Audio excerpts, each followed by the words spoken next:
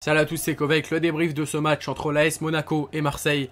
Victoire 3-2 des Monégasques chez eux. Avant qu'on commence, merci à tous ceux qui ont été présents sur le live. J'ai commenté le match pour vous. Et merci à tous ceux qui m'ont soutenu sur le live. Et avant de commencer ce débrief, je vous encourage à mettre un petit pouce bleu sur ce live pour le référencement et pour le soutien. Et à mettre un petit commentaire de ce que vous avez pensé de ce match. On commence par parler de ce match avec l'ouverture du score très tôt de Iliman Ndiaye. Ce n'était plus arrivé. Ce n'était plus arrivé que Marseille marque aussitôt depuis André-Pierre Gignac en 2014 qui avait marqué en 20 secondes. Et là, Iliman Ndiaye qui a marqué en 31 secondes exactement. Quelle ouverture du score. Voilà, on voit cette ouverture du score. On se dit là, on est bien parti pour aller faire une grande chose ici à Louis II. Et c'est pas ce qu'on fait. On prend l'égalisation très vite de ce crack, de ce génie monégasque. Quel joueur incroyable, leur génie là, Akliouch, joueur qui marque un doublé face à nous, 21 ans il a quand même. Il est auteur d'une passe décisive également, il a été monstrueux, stratosphérique. Et il nous a fait mal aujourd'hui. Ensuite le deuxième but, il est signé Gigot avec une superbe reprise à la 18e minute. Ensuite le 2-2 signé Folarin Balogun avec un centre et ensuite une passe et ensuite Balogun, les petits passements de jambes, la frappe enchaînée. Et enfin le doublé de Akliouch avec un superbe travail qui finit donc par marquer ce 3-2 et on n'a pas su réagir. Je pense qu'on méritait au moins le match nul. Là qu'on prend quand même 7 buts en 2 matchs et ça fait mal. Ça fait mal avant de se déplacer à Brighton jeudi qui a perdu 6-1. Ils vont nous rentrer dedans les joueurs de Brighton mais c'est pas le sujet pour l'instant. Ils ont perdu 6-1 et ça va être encore pire pour moi. Le classement, vous le voyez, Monaco est premier avec 14 points. Brest qui passe devant Brest, du coup Monaco passe devant Brest. Paris qui est 3ème et Marseille qui est à la 8ème place. Sur 7 matchs, c'est 2 victoires, 4 matchs nuls et 2 défaites. Voilà, Marseille tout simplement. 7 matchs, 2 victoires, 3 matchs nuls et 2 défaites. 7 matchs, 2 victoires, 3 matchs nuls, 2 défaites. On va parler des cas joueur par joueur. On va parler de Correa qui a été fantomatique. Correa a été vraiment fantomatique. J'en peux plus de ce joueur. J'en ai marre. J'en ai marre de ce clown, de ce pitre. Il perd plus de ballons qu'il en récupère. Il fait des fautes, il montre sa frustration, etc. Mais t'as rien prouvé, Correa. Pourquoi tu montres que t'es frustré? T'as rien prouvé dans ce foutu match. T'as rien prouvé, t'as rien montré. Tout ce que tu sais faire, c'est faire des fautes, sourire et faire des barbecues avec l'Inter. C'est tout ce que tu fais, c'est tout ce que tu sais faire, Correa. T'as été fantomatique. Aubameyang qui a été également fantomatique, invisible comme d'habitude. En Ligue 1, de toute façon, ça lui réussit pas cette saison. Il a marqué 4 buts, c'était 2 contre le Panathinaikos, 2 contre l'Ajax, mais en Ligue 1, il veut pas ouvrir son compteur, décidément. C'était plus Aubameyang ce soir, c'était incroyable, c'était pas lui, je l'ai pas reconnu encore une fois. Iliman Ndiaye a été buteur, il est sorti malheureusement sur blessure, mais il faisait un match exceptionnel, c'est dommage qu'il est sorti. Unai au milieu de terrain a été le moteur un petit peu de l'équipe, il a fait un très bon match. Veretout c'est toujours très lent. On dirait vraiment un tracteur Veretout sur le terrain, et voilà, c'est plus droit au but, on n'a plus le droit d'arrêter des buts, c'est pas possible. C'est Lopez, il est dans les cages, pourquoi les gars? Lopez, alors certes il nous a sorti des parades, mais sur les buts il peut faire l'effort, il peut au moins faire l'effort de plonger, d'aller la chercher. Là il n'y a pas d'effort de Paul Lopez, c'est pareil.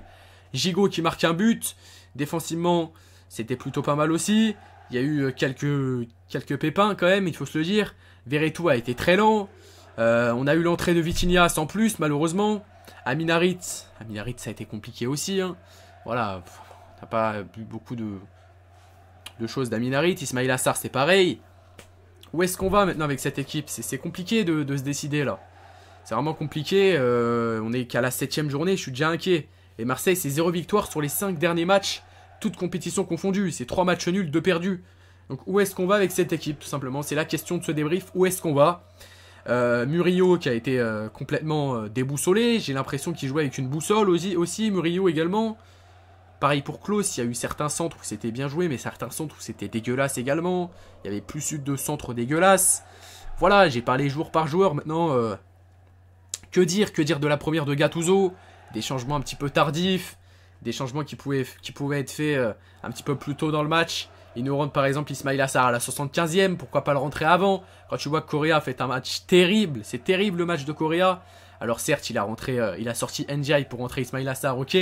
Mais il aurait pu sortir Correa plus tôt aussi, parce qu'il faisait un match terrible. Il aurait pu sortir Aubameyang aussi. Comment ça se fait qu'Aubameyang joue 90 foutues minutes? Je comprends pas. Comment ça se fait qu'Aubameyang joue 90 foutues minutes dans ce match? Alors qu'on l'a pas si vu que ça. Il rate la manquable d'ailleurs à la fin du match. Donc franchement, je comprends pas. Je comprends pas, j'ai pas compris mon OM aujourd'hui. On a été autant incroyable dans les 30 premières minutes. Ensuite, dans les 15 dernières minutes de la première mi-temps, on s'est fait marcher dessus. Ensuite, en seconde période, pour faire un petit peu l'analyse de ce match, hein, en seconde période, dans la seconde période, les 30 premières minutes de la seconde période, on s'est fait bouffer. Non, on les a bouffés, pardon, on les a bouffés. Et ensuite, ils ont su se reprendre. Ils ont su se reprendre, mais sans marquer de but. Encore heureux, heureusement qu'on n'en prend pas 4. Aujourd'hui, ça aurait fait 8 buts en 2 matchs. Et on est passé de la meilleure défense, enfin, l'une des meilleures défenses à l'une des pires défenses. Et ça, c'est inquiétant. Ça, c'est vraiment inquiétant. J'aimerais vraiment que l'OM soit racheté. Voilà, je vous l'ai toujours dit, il faut que l'OM soit racheté. Il faut que McCourt arrête de faire le radin. Voilà, le club n'évoluera pas, malheureusement. Enfin, si, il y a des possibilités qu'il évolue autrement que cela, mais je pense qu'il faut aller plus vite maintenant. Il faut aller plus vite, il ne faut pas perdre de temps. Il faut vendre le club. Alors certes, il y a eu des bonnes choses aujourd'hui, mais McCourt, il va falloir vendre ce foutu club. Au bout d'un moment, en tant que supporter, il y en a marre. Il y en a marre des désillusions. Le calendrier qui nous attend est très lourd, on le sait. On a perdu à Paris, on perd à Monaco. On va faire quoi encore? On va perdre face à Brighton? Non, franchement, c'est incompréhensible des fois. Voilà, c'était Kovek. J'ai pas trop d'autres choses à dire, hein, vraiment. Voilà, Valentin Rongier a tenté de récupérer des ballons, c'était aussi faible également. Enfin, quoique, c'était un petit point, je sais pas. Enfin, je suis mitigé sur Rongier aussi. Je sais pas, à vous de me dire, on va faire les tops et les flops. Flop, Aubameyang, Correa, Veretout, Pau Lopez et Murillo.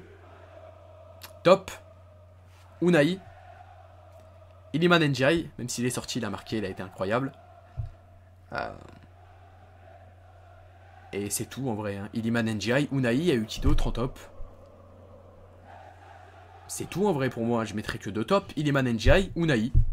Il y a qui d'autre? Vous voyez qui d'autre en top? Klose, ça a été un petit peu mauvais. Gigot. Ah, Gigot. Je vais mettre Gigot aussi. Allez, Gigot. Voilà mes 3 tops. Gigot, Iliman Ndiaye et Unai. Voilà, c'était Kovek. Merci à tous ceux qui m'ont suivi jusqu'à la fin de cette vidéo. Je vous dis un petit peu le programme. Demain, je live pas. Lundi, on live sur Twitch. Mardi, je ferai Real Naples. Et après, pour la suite, on verra tout simplement. C'était Kovek. Prenez soin de vous. Bonne soirée à tous. Force à nous, les Marseillais. Soirée difficile encore aujourd'hui. On va essayer de revenir la tête haute face à Brighton qui a perdu 6-1, on rappelle, contre Aston Villa. Ça ne veut rien dire. C'est pas parce qu'ils ont perdu 6-1 qu'on va les taper. Arrêtons d'être prétentieux un petit peu. Ils vont nous rentrer dedans, justement. Et voilà, c'était Kovek. Et moi, je vous dis ciao, ciao.